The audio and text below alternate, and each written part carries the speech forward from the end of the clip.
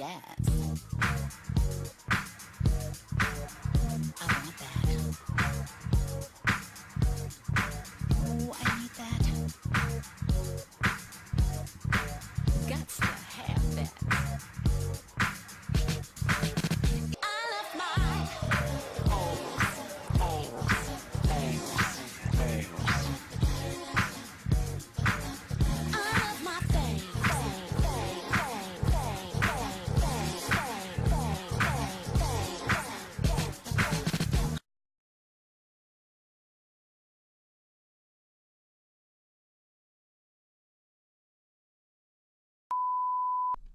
When soul singer and black activist Sam Cooke wrote the lyrics to his song, A Change Is Gonna Come, it was very direct and to the point.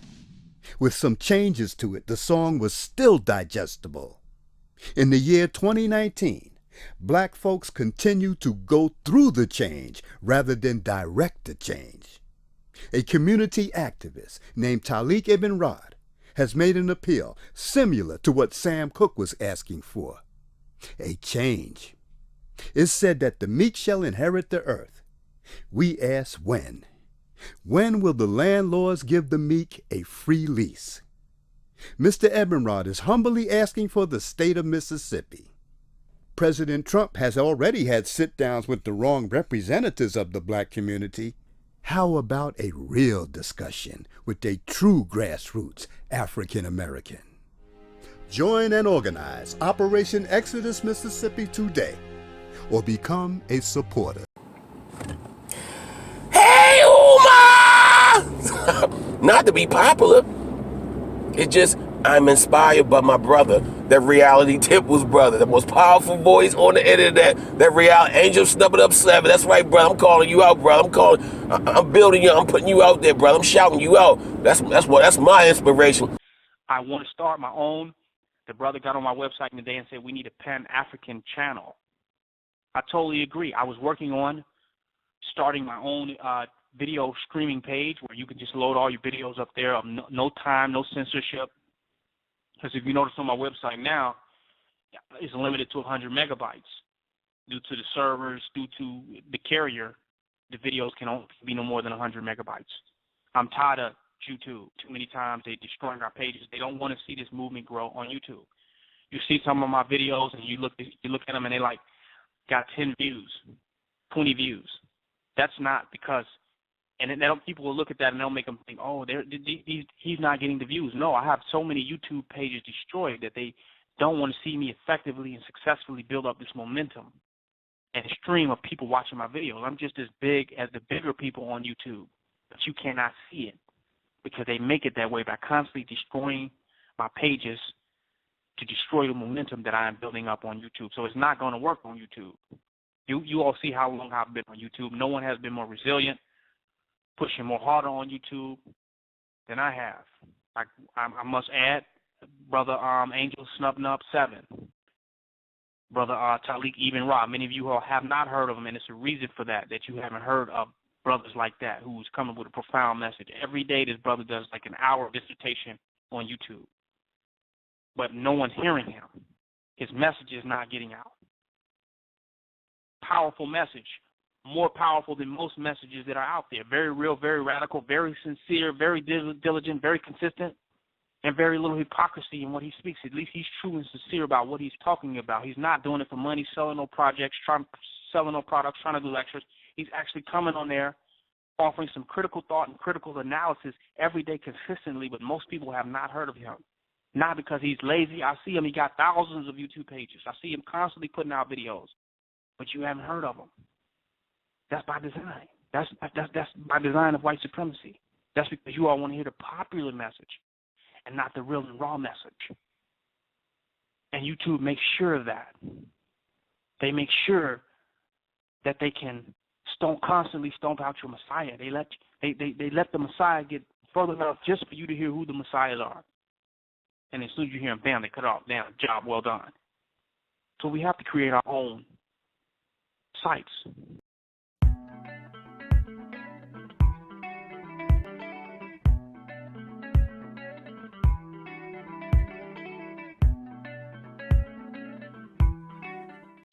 my name is Myron. They call me Sniffy. My name Myron Johnson. They call me Sniffy. They call me Sniffy. My cousin is Dr. Umar Johnson. I'm here to give y'all a message. Y'all better leave my cousin alone. That's what y'all better do. My cousin Umar doing good work for y'all. Y'all some stupid ass niggas, man. And y'all ain't giving the man no money. Y'all think because y'all gave my cousin a little money, y'all think y'all own him. Y'all don't own a motherfucker that up in here. And y'all gonna be looking real stupid August the 2020 when my cousin open up that school. He gonna be opening up that school, and them boys gonna be getting educated. He gonna be doing more than y'all dumb ass kids. That was y'all.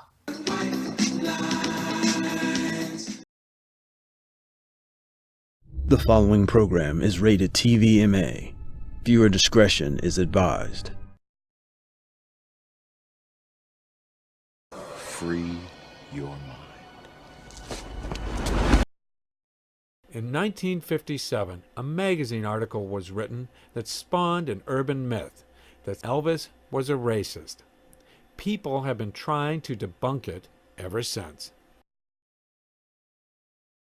Trying to debunk this rumor that Elvis had said at one point that the only thing African Americans could, at the time, the only thing Negroes can do for me is buy my shoes, or buy my records and shine my shoes. Only thing they can do. And so this became very much, in the African American community, it became widely believed. I finally found it, where it emanated. It was in a magazine article, a magazine called Sepia. Sepia was published by a white businessman in Fort Worth, Texas. And it was really, in many ways, a third-rate copy of Jet and Ebony, particularly Ebony, in April of 1957. Sepia comes out with a story, What Negroes Think About Elvis Presley. And in this 8-page story, people that came up said, it's a drag, you know. Negroes have been singing this kind of music forever. And this guy comes along and makes a ton of money. And things like this. So finally one person says, yeah, I heard he said, only thing Negroes can do for me is buy my records and shine my shoes. Where'd you hear that? I don't know. He said it in Boston somewhere. I heard he said it somewhere. Well, only problem is Elvis at that time had never appeared in Boston. Questions about the Sepia article prompted Jet, the leading magazine for African Americans, to investigate. Jet came to the conclusion that it was bogus. That whole thing was bogus. Jet is trying to debunk it. More people read Jet than people that read Sepia, obviously. But I think what happened is that the people read Jet and they didn't catch the whole thing about trying to say this was erroneous. It was, all they remember is him saying it. And the thing is interesting to me, it became an urban legend. You know, it just became, nobody knows where it came from, but it works. When Elvis died in 1977, again, the black press is going to cover his death. You know, the major black newspapers, and even some smaller ones. And most of them, again, are going to be very, going to celebrate his life, saying that, you know, Elvis was one of the few white artists who ever acknowledged black artists and their contributions to what he did and how he succeeded. The following program is rated TVMA. Viewer discretion is advised. Free your mind.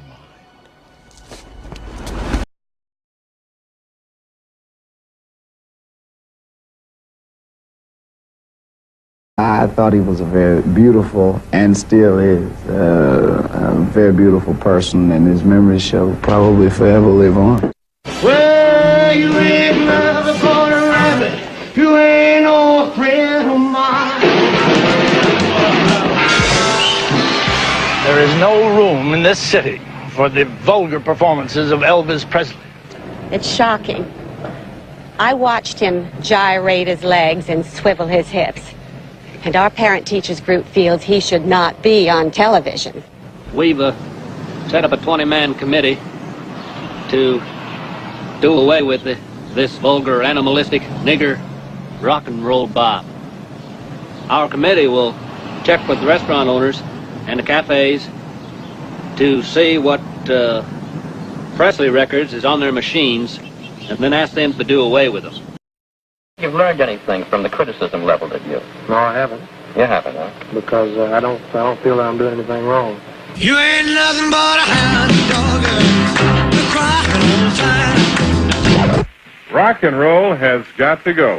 And go it does at KWK. We're all through playing rock and roll records. This week is record-breaking week here at KWK.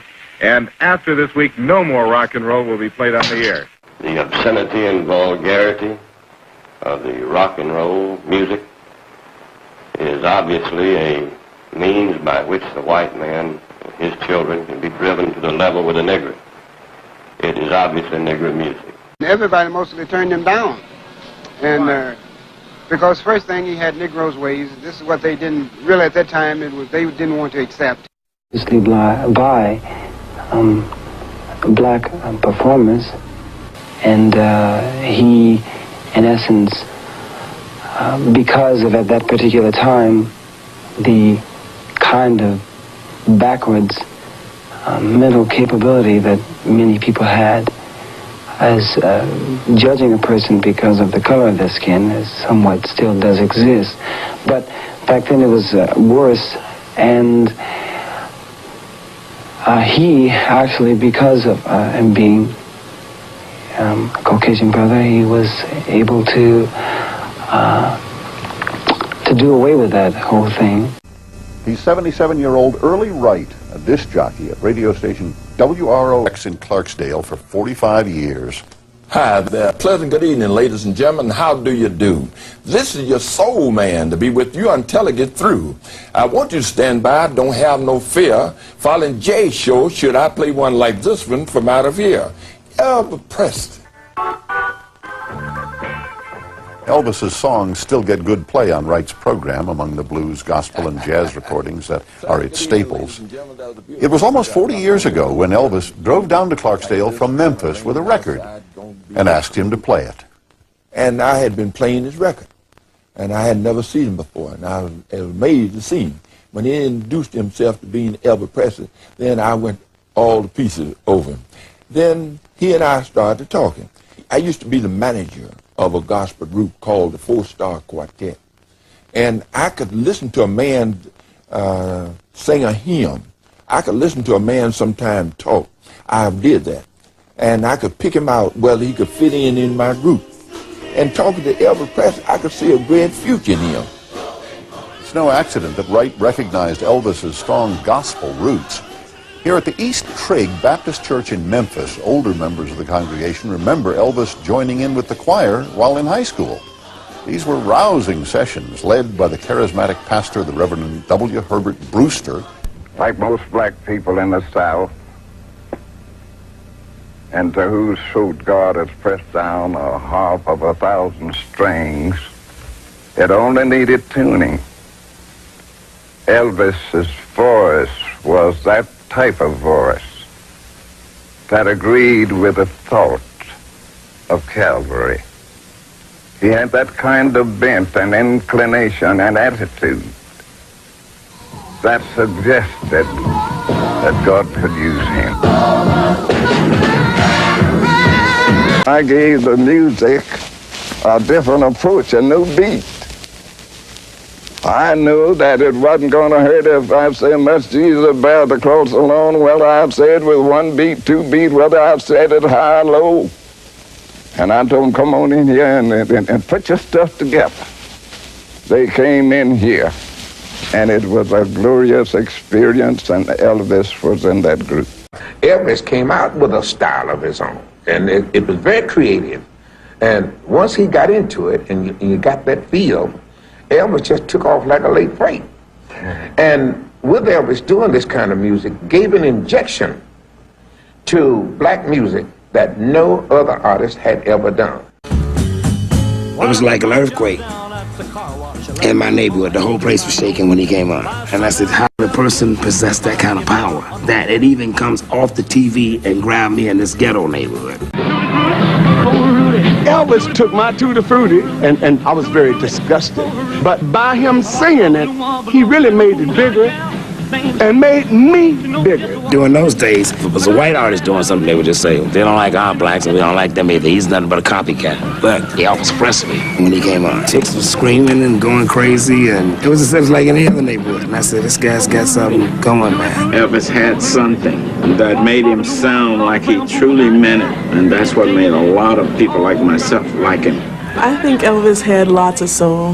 He appealed to black people. He definitely had to have soul in order to do that. I think there's ever been an artist that when his name went on the marquee, they knew he was coming. People came from all over the world. I never heard of that. Elvis did a lot of stuff that, you know, rappers do these days. He had the bling. You gotta have the bling when you're from Memphis.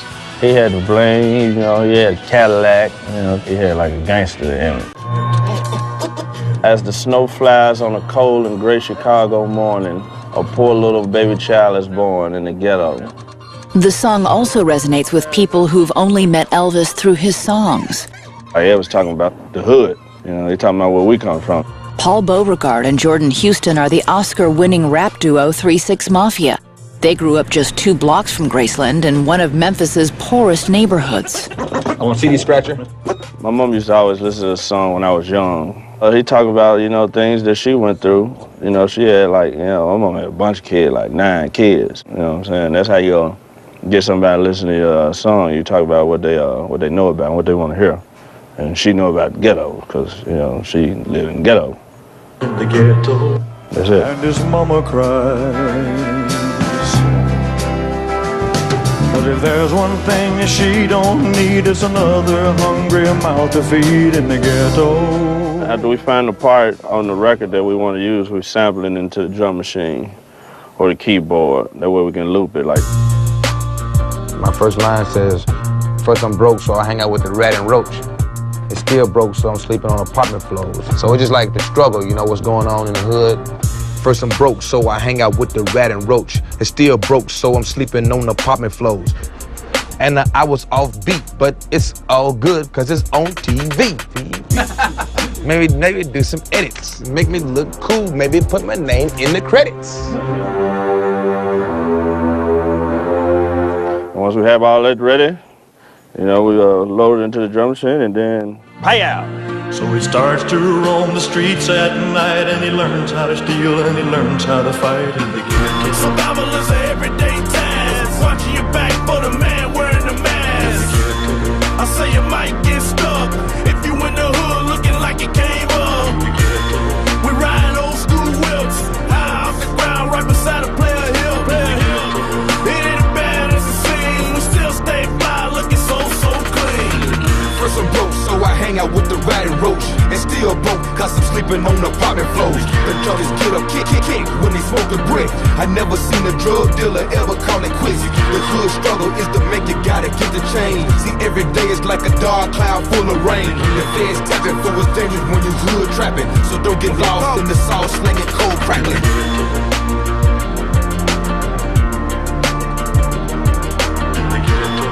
So help your brother along the way, no matter where he starts. For the same God that made you, made him too.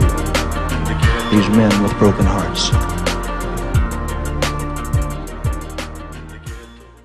During the 60s and early 70s, when tensions between blacks and whites were at an all-time high, Elvis demonstrated his desire for racial reconciliation in the musicians that he chose and the treatment they received.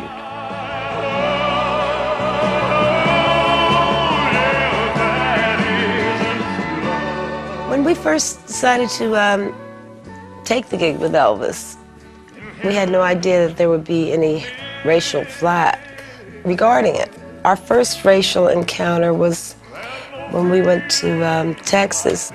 Elvis was told by his people that, well, you can leave the black girls home. You don't have to bring them. So Elvis wasn't going to do the Astrodome unless his girls could be with him. And he demanded that we be given the star treatment. We had to be in our convertible where everybody could see us, and our little blonde could drive us. And that was his statement. You don't like it? Deal with it, or I'm not going to be there. And I thought that was very big of him. When I joined the group in 1972, they took a big chance because there were no blacks in contemporary or Southern gospel music, and I was the first one, and it made all the headlines and everything. It was in Billboard and all the newspapers in Tennessee. And my first time meeting Elvis was, he had a folder full of clippings of things that he had read about me. As a matter of fact, the Imperials brought me to his suite, and he gave me this folder with all the clippings, and he personally welcomed me into the family. And for a guy who, you know, didn't really know where he stood, this was very important, that he acknowledged my presence and, you know, made me feel very much a part of what we were all doing. And right away, he treated me like he'd known me for years. He gave me one of those TCB chains and everything, and I was just one of the guys, and I never forgot that. And I'd been around him with people, other people of color, and I've only seen him give love. He was very generous to people that he didn't even know. You didn't have to be of any racial persuasion for him to love you. And you know, you know how rumors get started when there's a big star or something. The people will start rumors. Well, he doesn't like this kind of people, or he doesn't like those people or that people. And I never got that from him. But you know, Elvis is a whole nother thing. It's just, I think it's scary to even be compared to people in that, like, you know, I mean, because he's such a big talent, and in his absence, of course, he's bigger than in his presence. And music marks time, so in this time period, what Elvis was to his period would be something totally different. Well, I think rock and roll, I mean, what he brought to Vegas is more than rock and roll. I mean, I think it's just so much going on out here on the entertainment front. Like right now, you'll see the likes of Celine Dion and Tony Braxton. It's a lot going out here. You know what I mean? As far as rock and roll is concerned, it's great. I mean, Elvis Presley was able to do things that haven't been able to be duplicated to this day. Black American music influenced Elvis. The fact that people say, well, he's the king of it all, king of rock and roll, is a slap in the face to those that made the music possible in the first place. Not to say he wasn't brilliant. I think he was a fantastic, talented singer. I don't think he ripped them off. I think once something has been exposed, anyone can add or take from it if they like. He was just so great, so popular, so hot, so anything that he played, it became a hit. To me, they didn't make a mistake when they called him the king. The only thing I want to know, was he my friend? Did I enjoy him as a performer? Did he give the world of entertainment something? Yes, on all counts. And that's the name of that tune. He was a bundle of energy set to music. And that echo will never die.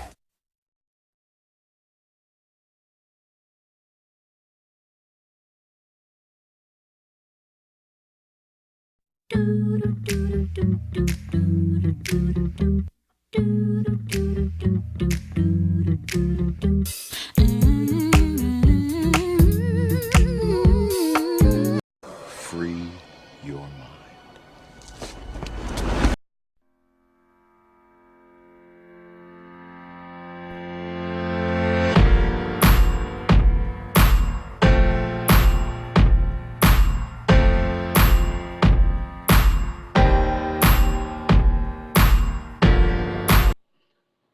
All right, what we want to talk about, what we want to say. Before I get into our actual topic, I want to talk to some of the, look, if you are a religious zealot, if you are one of these pro-black, blackity black, black, comedic, first black, unapologetically black, Pan-African, Nation of Islam, Moor, whatever the hell you want to call yourself, I think it's best that you leave this channel. You won't find nothing here that you will like. I'm very sure. Unless your mind is open, unless you're fluid in thought. And even though you embrace that type of mindset, you're willing to able to listen to that which is outside of those things and not be prejudiced and biased against outside thought,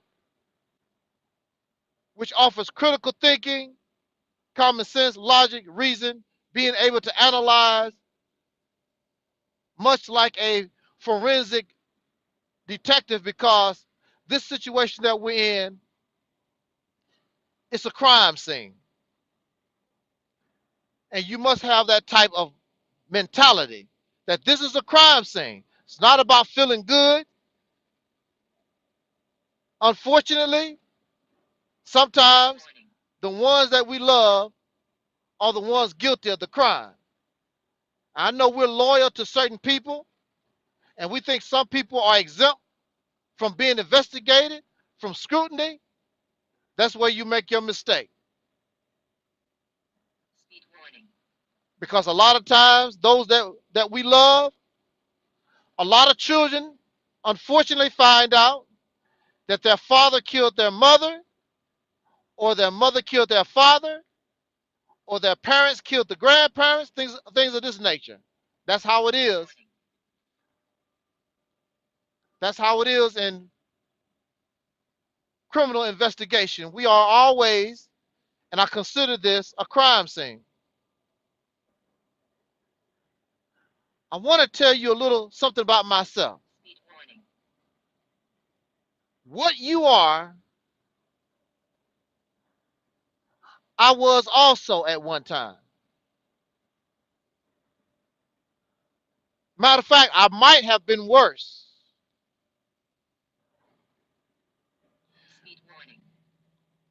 When I was in the Nation of Islam, I was taught to fear no God but Allah. Fear nothing. And I believe that. I would go many, many places by myself. I did not need FOI. Like when you see Brother Ben, everywhere he goes, he's with some brothers. You never see him go out in the street and talk and interact with people solo. He's with the brothers, always with the brothers. When I was in the Nation of Islam, I would go talk to gang members. I would go to houses of prostitution. I would go into bars, strip clubs by myself to talk to my people.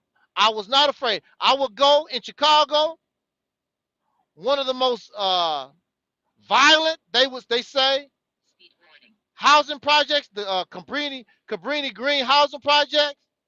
I would go in there by myself.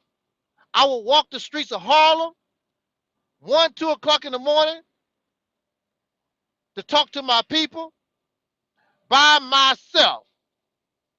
I did things by myself. Even as a little boy, I don't need a whole lot of folks.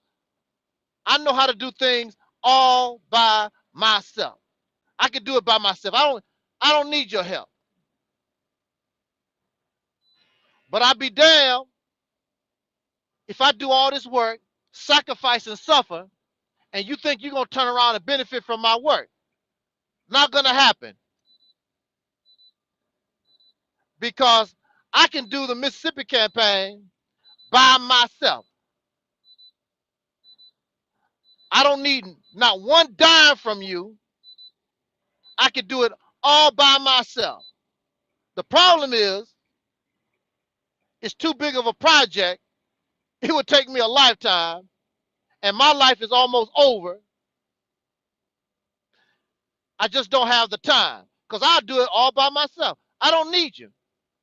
But the main thing, I'm not going to do the work, and these suckers that didn't do nothing going to benefit. Not going to happen. I'm not into that. I do it by myself.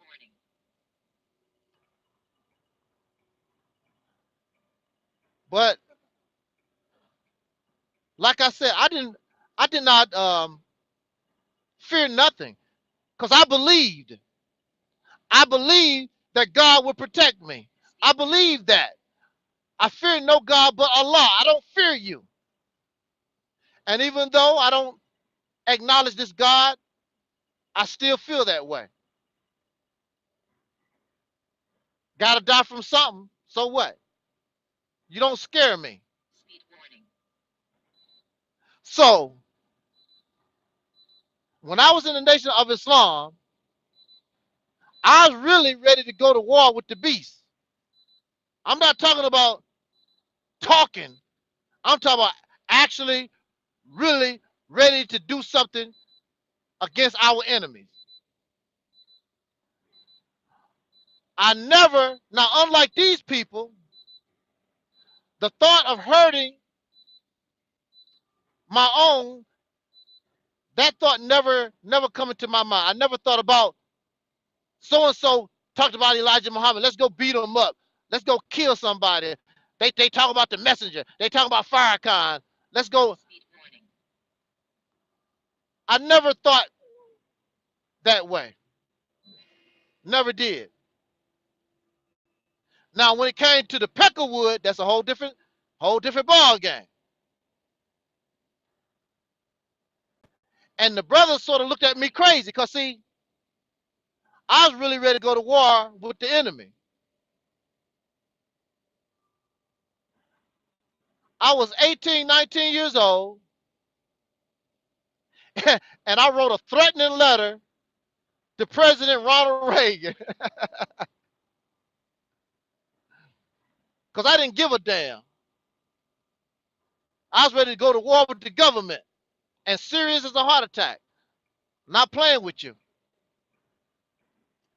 I told Brother Dale, I was close to one of the brothers, Brother Dale, and I told him what I'd done, and he said, brother, oh, no, don't. What did you do? I said, man, I wrote this letter, and I told him what I said to President Reagan. Brother Dale said, no, brother, you don't do that. What you do with the letter? I said, I put it in the mailbox. Brother Dale, I don't know how he did it. We went to the mailbox where I dropped the letter off, and I don't know how Brother Dale did it. He got into that mailbox and got my letter out. And he told me, brother, don't you ever, don't you ever do that again. Man, I can imagine what would happen when my letter got reported to the Secret Service. And see, the thing about it was, I was an actual, for real, registered member of the Nation of Islam. You can't say, oh, I'm a government agent. You can't say I'm a spy. No. See, that's the thing. When you talk about when the Nation of Islam talking about the crazy ass things they do, some of their members, this is how we was programmed. This is the mindset that people have. When I was 18, 19 years old, I probably was worse than some of these people. I was ready to do a Nat Turner. Serious as a heart attack.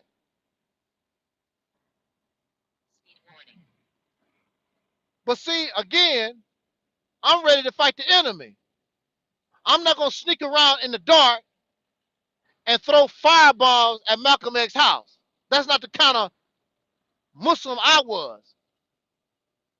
If I was around during that time, even if I decided I was going to support my teacher, Elijah Muhammad, I was not going to throw a firebomb at Malcolm X's house. I was not going to do that. Master Farah Muhammad came to save us, not murder us. I'm not in a position to judge Malcolm X. None of those suckers was. But it goes to show you, when you have that mindset, when you have that mentality, how sick in the mind you become.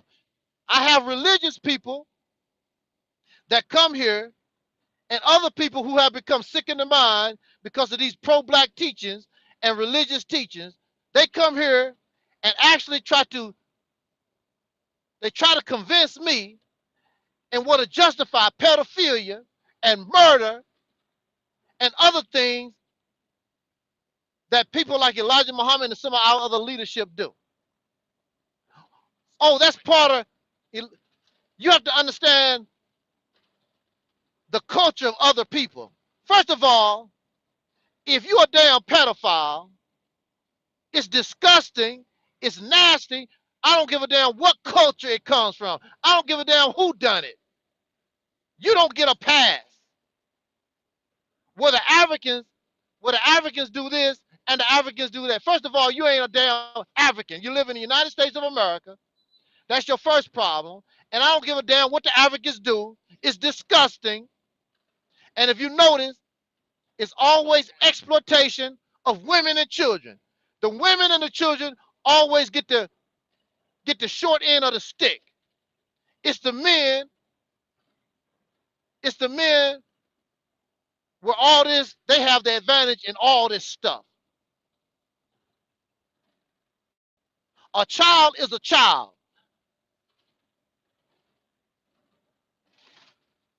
If that young girl is 18 years old, she's grown. Under the law, she's no longer a child, she's grown. You 60, 70 years old. What can that child, that's a baby, that's an infant to you. What can that child do for you? You just want to sleep with the child. What can that baby do for you? Old ass man, you are a pervert.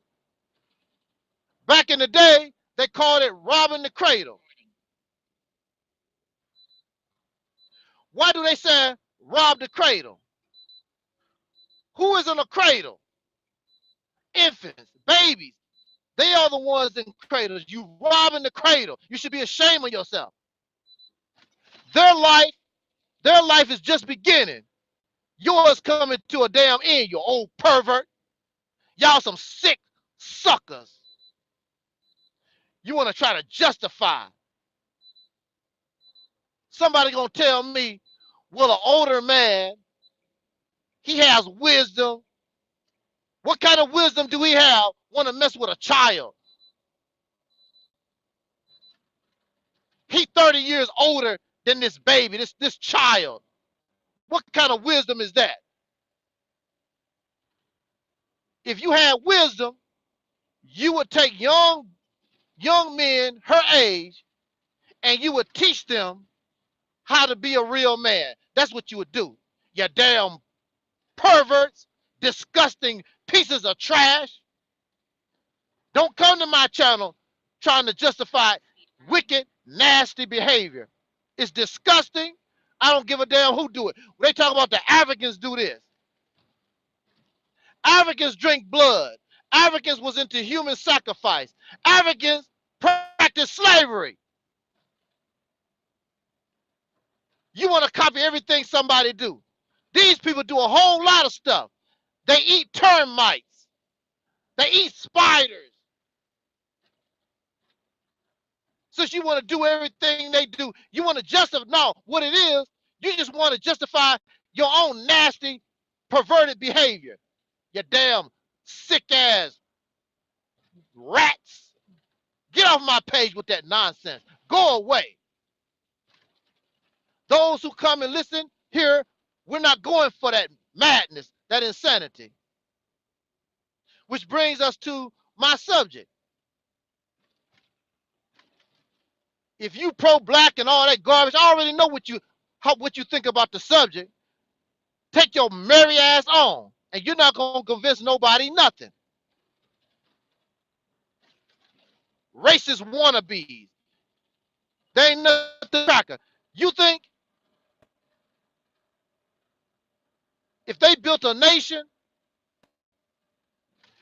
you think they would be any different from the white man? No, they wouldn't. They'd probably be worse. They sick right now. Give them some power, it would even get worse. So I want to answer this question. Is Elvis the king of rock and roll? Now, we automatically know that these pro-black nutcases with the warped minds, we already know. Elvis stole from black people. He's a racist. He said the only thing a black man could do for him is shine his shoes. We already know what you talking about. Okay, we heard that. Get the hell off my page. We're going to talk like we have some sense. Matter of fact, why is that important? Is Elvis the king of rock and roll? Why is that important? That question is only important to racists. I'm going to say that again. That question is only important to those who are racist and racist wannabes because you want to prove that you better than somebody else.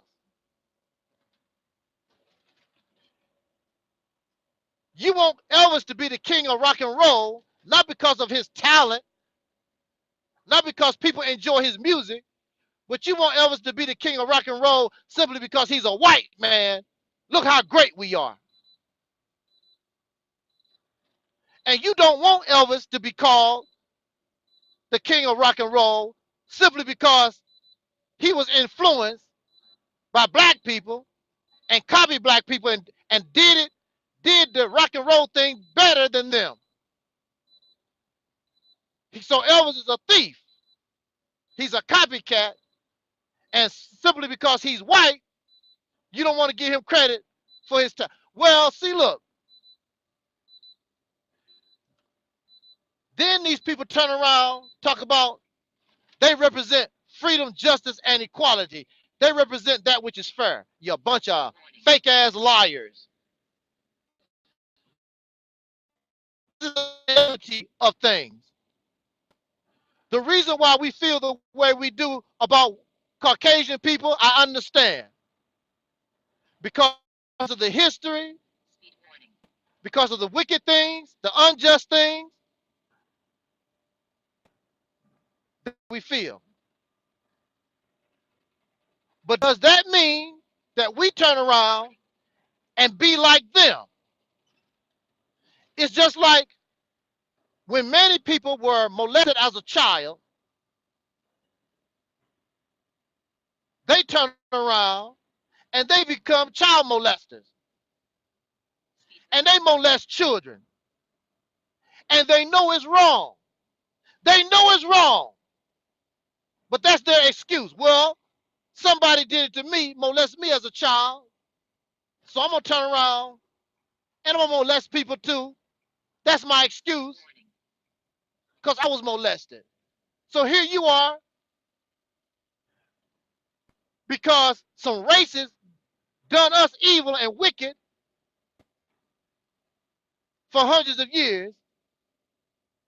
So you want to turn around and do the same damn thing and use race as an excuse for your dirty religion. Well, it was done to me. I'm going to turn around and do it back to others. So you hate white folks. You hate the Chinese. You hate Indians. You hate everybody. You hate everybody. You hate homosexuals. You hate interracial couples. You have the same mindset, the same mentality as these damn racists do. The same thing. You just like them. And then you smile and skinny grin like you love black people. You're a damn liar. You're a racist wannabe. You're nothing but a racist, a chocolate-covered racist. That's all that you are. And you will never be successful because our people know that's what you are. a bunch of fake-ass rats, a bunch of leeches. You ain't no better than the Ku Klux Klan. The only difference between you and the Ku Klux Klan is y'all don't have the, you don't have the balls. You don't have the courage. Y'all sick ass. Woo, man. Garbage that needs to be taken out. There's a documentary. I want y'all to watch it. It's a documentary. I'm gonna talk about that real quick. It's a documentary, a real short documentary on YouTube. Look it up. Elvis and the Black Community. I first want to deal with something real stupid. They say Elvis copied black people. Do y'all know what a copy machine? Do y'all know what a copy machine is? Put a piece of paper in there and you get a copy. Now, what do that copy look like? You said Elvis copied black people.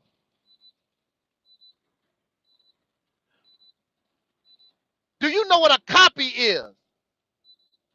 Show me. Okay, a copy looks exactly like the original piece of paper. That's a copy. Give me a copy of that book. My copy of How to Eat to Live is the same as your copy. It's a copy of the original. Show us how Elvis copied black people. What you really mean, you stupid idiot, that Elvis was influenced by black people. That's the correct term.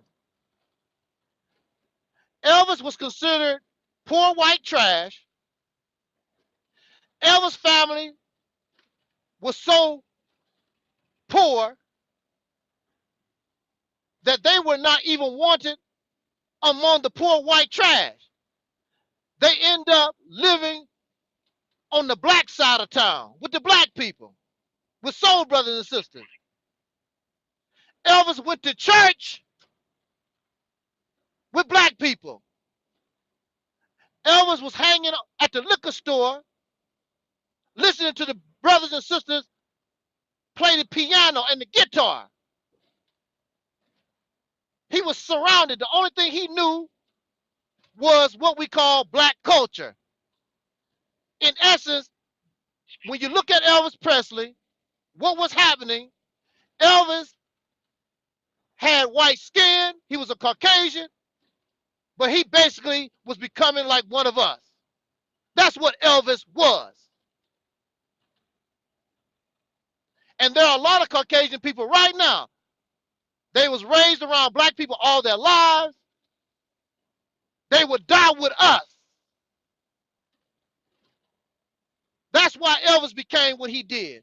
Elvis even told you, I learned everything about me, I got it from black people. I lived and I was raised around black folks. Elvis always gave props to black people. He was not a copy. He was influenced by black music, by the church. He loved gospel music because that's what black folks did. He was a white chocolate covered black man. That's what he became. He did not copy. If Elvis Presley was a copy, then who was he copying? Elvis was Elvis, just like all of us. We are unique individuals to ourselves. And we learn from other human beings,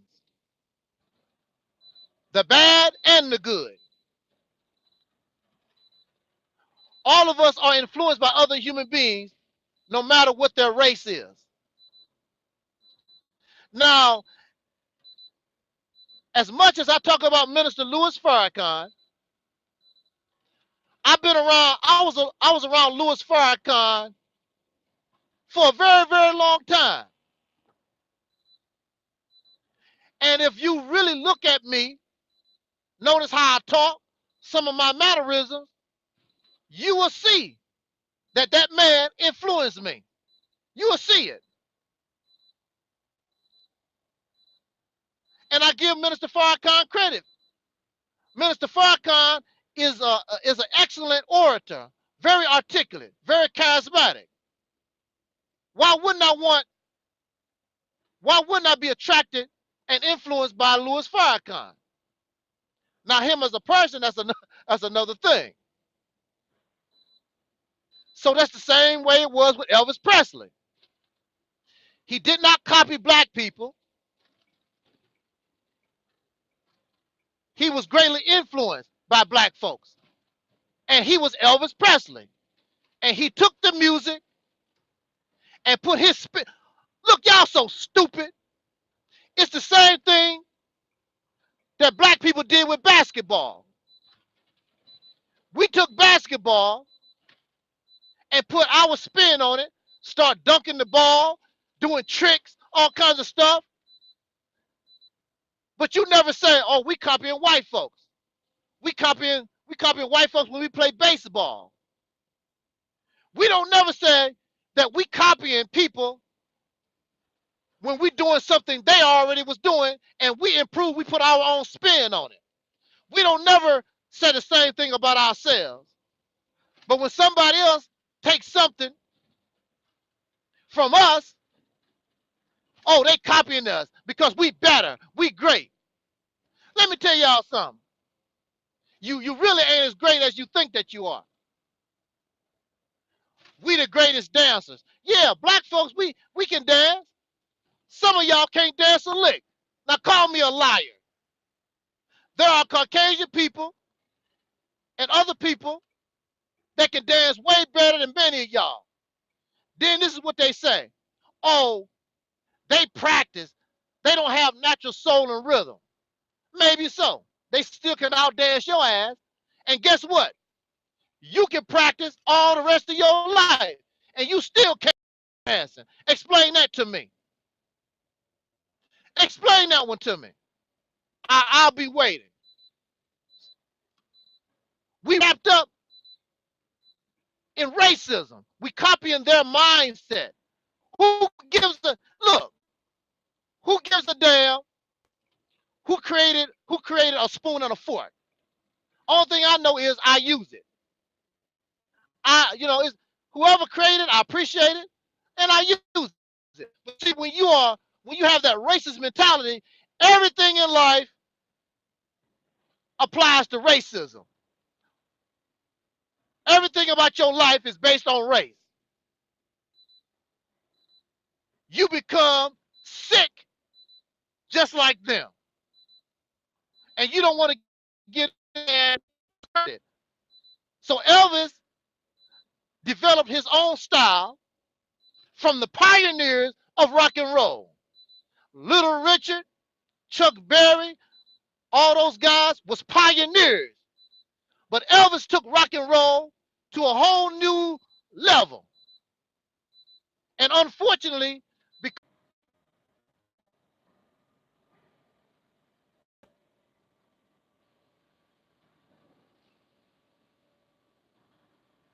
are we back in business?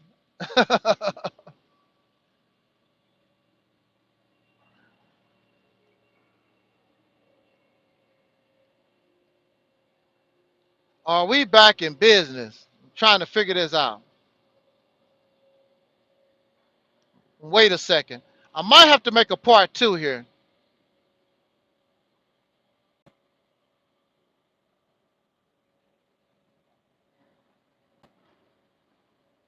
Let me see. Can you hear me? That's all I need to know. Can you hear me? I want to see if I can finish this talk here.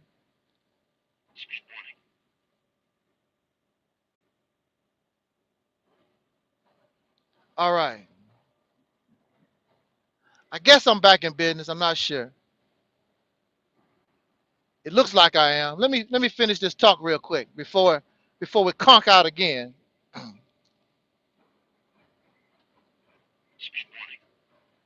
So we have the minds of racists,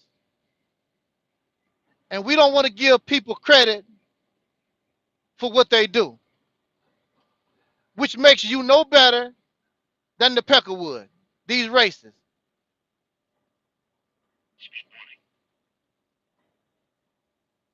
I want somebody to show me how Elvis copied black folks. And then I want you to show me when black folks do something that they did not create and improve on it. I want you to tell me why we're not, because they still did not attract people to their music like Elvis did with his. Elvis was unique. Elvis did his own thing. Just like the Jackson 5. People like Michael better than Jermaine. There's nothing that you can do about it. Michael was unique. Michael is Michael. They like Jermaine. They just like Michael better. They like Little Richard. They like Chuck Berry. They like all those folks. But more people just like Elvis. That's just the reality of it. Has nothing to do with skin color. It was an Elvis thing. People like what they like. You won't get upset because I sing better than Elvis. They don't like you. So-and-so sing and dance better than Elvis. They don't like them. They like Elvis. Just like these different preachers. Some of y'all like certain preachers.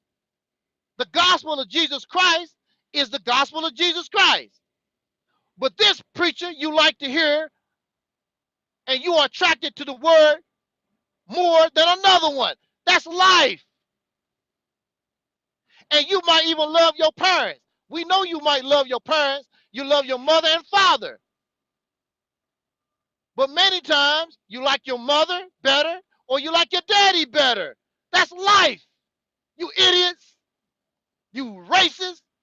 Racist wannabes. See, the black man cannot be a racist, but he can be a racist wannabe. He want to be like his massa. So you had rumors. Now look.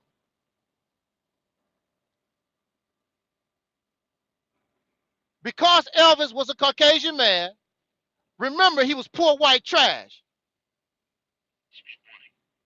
Now, of course, when Elvis became famous, then all his people, they wanted to get next to him. And Elvis had handlers.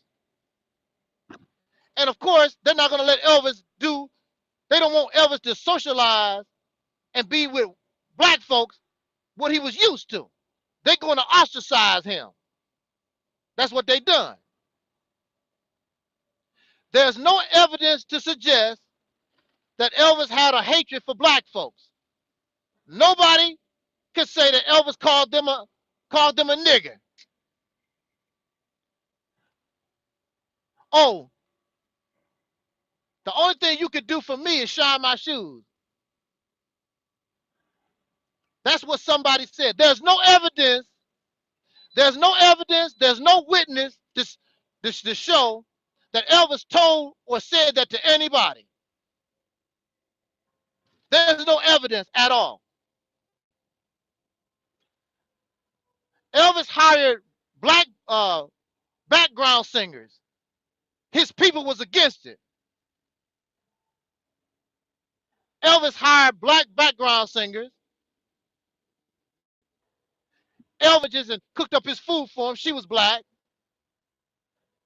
Elvis would buy poor black people when he saw them in need of something. There are a lot of stories that black people said out of their own mouths that Elvis done.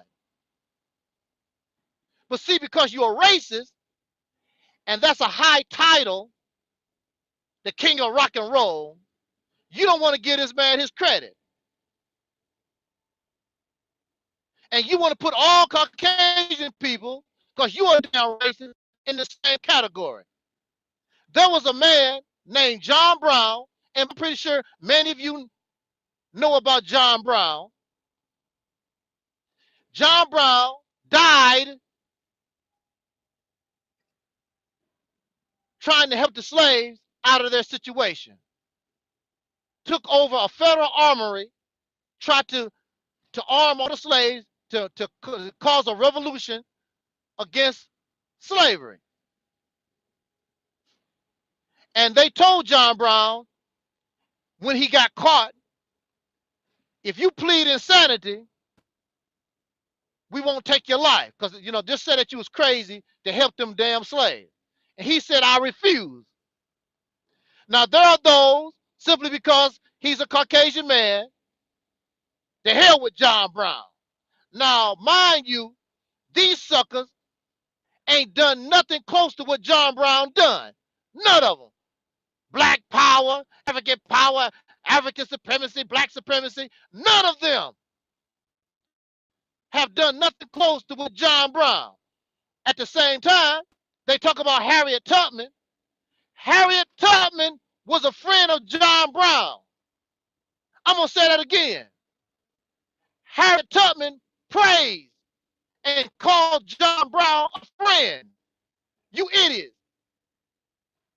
Along with Frederick Douglass too, I believe. I think Frederick Douglass knew him, or he knew of him, and gave props to John Brown. But these black power, see, their minds is warped. Their sense of thinking is all messed up. They racist. Because they was molested as a child, they want to molest. That mentality. I want you to go right here on YouTube and put in the search engine, Elvis and the black community. And all the black folks, all the soul brothers and sisters in this documentary gave Elvis his props. Matter of fact, many of them knew Elvis personally. They worked with Elvis, they knew Elvis. Many of them called Elvis Presley their friend. And even rappers, 50 Cent and some other rappers, gave Elvis his props. Only one sucker, Chuck D, Elvis stole from black people. You know, that narrative. But you have to understand that Chuck D, his mind has been brainwashed by all that pro-black, blackity-black garbage. Elvis stole from black people. Oh, I know what I want. I want Elvis copy black people. Okay. Okay, Elvis copy black people. Okay, let's just say, for instance, I'm going to be out of here before we start having technical difficulties. Okay, Elvis stole from black people. Let's go with that narrative. You eat European food. You don't do nothing African. You don't do nothing no dark-skinned people do. So who the hell you copying? So really, since you ain't nothing but a carbon copy of the white man, Elvis really ain't nothing but copying himself. That damn argument right there. You ain't nothing but a white man with dark skin, because that's all black people are. You ain't nothing but a carbon copy of your massa. So Elvis is not copying black people, because black people copying the white man. Now, how you like that? You pieces of trash, racist wannabes. Yeah, you're demented in the mind. I love martial arts, and because of Bruce is the reason why I love martial arts. I love Jim Kelly. That's my boy. You the hand man. I love Jim Kelly. Jim Kelly was a bad brother. Rest in peace to Jim Kelly and Bruce Lee. But people want me to forget all about Bruce Lee If it wasn't for Bruce Lee, a lot of these other done is the reason why we know about Jim Kelly, Jackie Chan, and a whole lot of other folks. Because of Bruce Lee. Give a man his credit. Then they talk about, well, you know, the Africans developed martial arts. Show me their movies. Show me that what they did to influence martial arts, what Bruce Lee done. Who gives a damn who did it first? Bruce Lee was unique. He brought his style to martial arts. Give the man his credit. I'm telling you, I give Minister Louis Farrakhan his credit. If it was not for Louis, now I was speaking before Louis Farrakhan. He's the man that influenced me, that gave.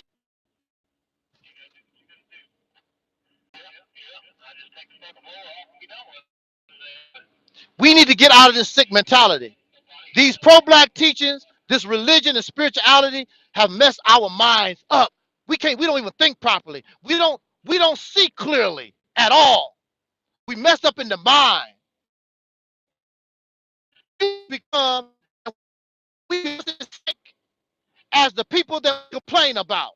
I was listening to a brother Bakari's live stream last night. And the people are there, their minds is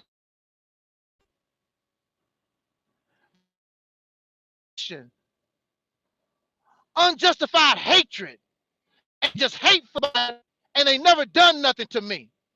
But they don't have no problem. Ain't did a damn thing to them. That's the way you are. I don't want to be that way.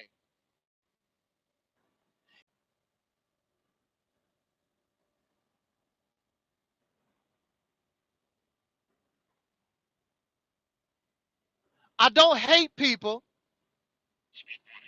simply because of the color of their skin. I don't hate people because of their sexual orientation or because they married to a white man or white woman and all that old crazy ass nonsense. I don't have time for it. How are you going to represent freedom, justice, and equality with that mentality? You're a liar. You're nothing but a conqueror wannabe. So you tripping on Elvis being called the king of rock and roll. But now Michael Jackson is called the king of pop. Now the king of pop or the king of popular music, that means Michael is the king of all of it. And he did. He outperformed Elvis and the Beatles and all that. I bet that make y'all happy. But when white folks come out and say, Michael ain't no king of pop, they want to give it to Elvis or some white folk, the Beatles or whatever. You don't want to hear that. Michael the king of pop. They don't want to give Michael his credit. Your ass don't want to give people credit either. Elvis was the king of pop during his time period, and Michael is the king of pop. His record sales and what he accomplished outperformed everybody. Give people their damn credit. You're so damn sick in the mind. You live in a toilet. You've been living in a toilet for so long, you done became feces in the damn toilet. Now, if you want to debate about the issue so I can make you look stupid, let's do it. You cannot prove and show that Elvis copied nobody or Elvis was a racist or none of that stuff. Give the man his credit. His accomplishments show that's what he was, that he earned the king of rock and roll. So what? Michael is the king of pop. Bruce was the king of martial arts. Give these people their credit. But y'all you racist. Y'all sick. You know, I'm going to tell you. If there is a God, I want this God to destroy all of us. You can start with me first. Because we silly, we immature, and we're evil, and we're bad. We're bad for this planet with this type of mindset. We don't deserve life. That's how I feel about it. But see, y'all don't want to die. You would never say that. Kill them, God. Destroy all humanity. Start with me first. We don't deserve to live. Look how sick we are. And we pass this sick mentality, this sick mindset to our children. Because when children, you can put white children, Chinese children, all these different races of babies together, and they all play and get along. They don't trip off stuff until they get older and they are taught all this crazy ass stuff. When I was little, my best friends was white. I didn't have no black best friends because I was too poor for them. And I was a nerd. I read too many books. I was black and ugly. So my friends was white and the homosexual and the fat ass brothers and sisters, because when I was growing up, they really made mockery of you when you was fat. You know, America is fat now, so they don't trip off being fat like they used to. So all my friends was misfits. I didn't have room to hate nobody. The homosexual loved me. The poor white trash loved me. The fat people loved me. All the misfits loved me. So all y'all who are perfect, I guess, these are the ones who are sick and demented.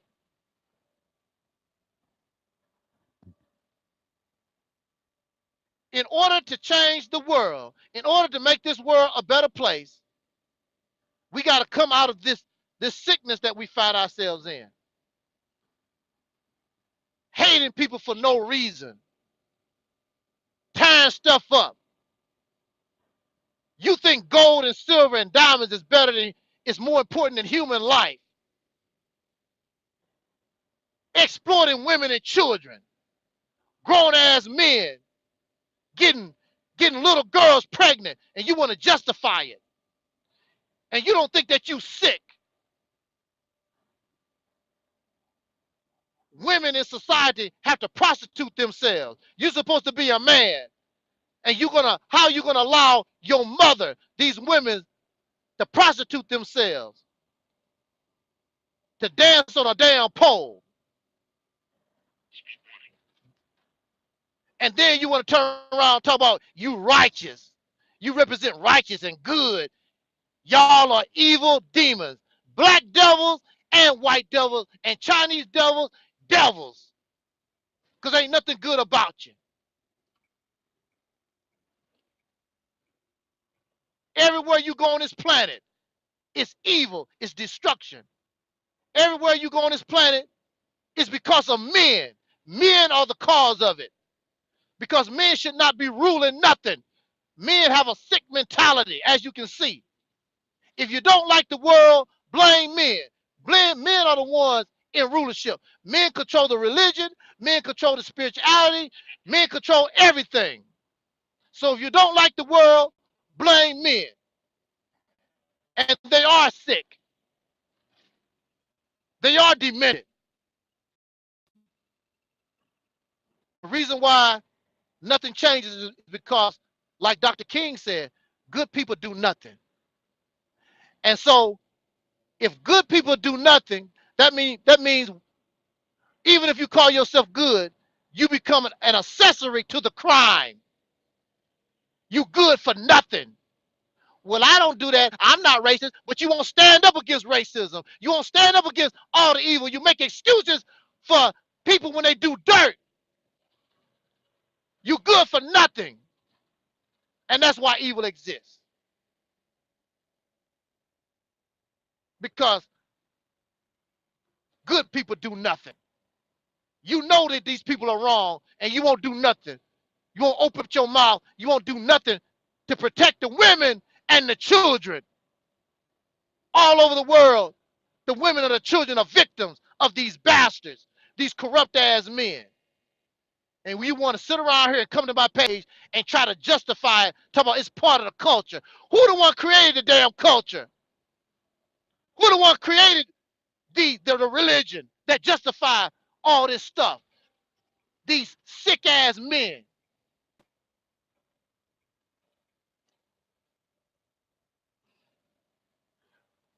On that note, let me get out of here before we have technical difficulties. Jot down your comments, like they say. Like, subscribe, do your thizzle, and like they say in religion, if it's God's will, we'll talk again. As Don Cornelius always tell, y'all was quiet. Y'all was real quiet out there in the chat. People were real quiet. Well, I don't know. I sort of feel the same way, Taalik. I like you. I feel the same. Yeah, okay. We need to get out of this sick mentality, okay? It's wrong. Don't be a racist because racists kick you in your ass. Don't be like them. As Don Cornelius always said, I wish us in pardon. I wish us love, peace, and soul.